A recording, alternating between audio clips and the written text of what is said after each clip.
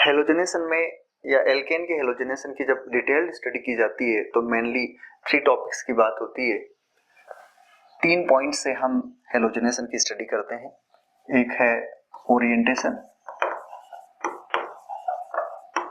दूसरा है रिएक्टिविटी,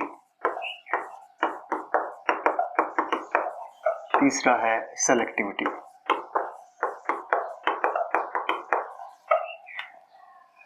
तीनों ही टर्म एक्टिवेशन एनर्जी से रिलेटेड है, ई एक्टिवेशन से रिलेटेड होती है।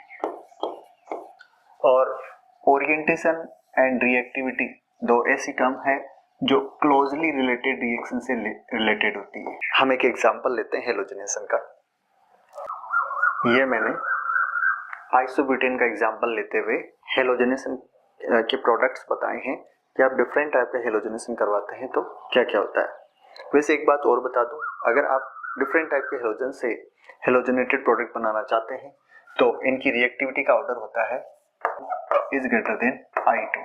अगर इनकी रिलेटिव रेट की बात की जाए तो और ये 1 कंपैरेटिव या रिलेटिव रेट इनकी ये होती है, यानी ये इस स्पीड से रिएक्ट होता है तो क्लोरीन इसके कंपैरिजन में इतना, ब्रोमीन इतना कम और आयोडीन लिस्ट रिएक्टिव होता है। इनकी रिलेटिव रेट बताइए।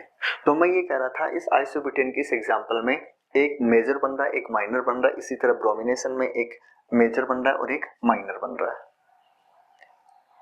ये तीनों टर्म यहाँ यूज में कैसे आती है, जब आप इनकी स्टडी करते हो, इनकी कंपैरेटिव स्टडी करते हो, तब हम टर्मिनोलॉजी यूज में लेते हैं या इसकी डिटेल्ड स्टडी करते हैं ओरिएंटेशन वाले टॉपिक में।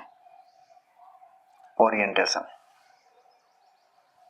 चाहे आप इन दो मेजर माइनर की बात करो, चाहे इन दो मेजर माइनर की बात करो, यानी सेम कंपाउंड में सेम रिएक्शन से 2 डिफरेंट प्रोडक्ट बन रहे हैं तो साइट ऑफ रिएक्शन की स्टडी जिस टॉपिक के अंदर की जाती है उसे आप ओरिएंटेशन बोलते हो।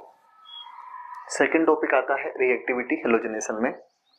जब किसी सिंगल रिएक्टेंट से 2 डिफरेंट रिएजेंट रिएक्ट कर रहे हैं तो उनकी रेट्स की स्टडी की जाती है, वो रिएक्टिविटी में की जाती है।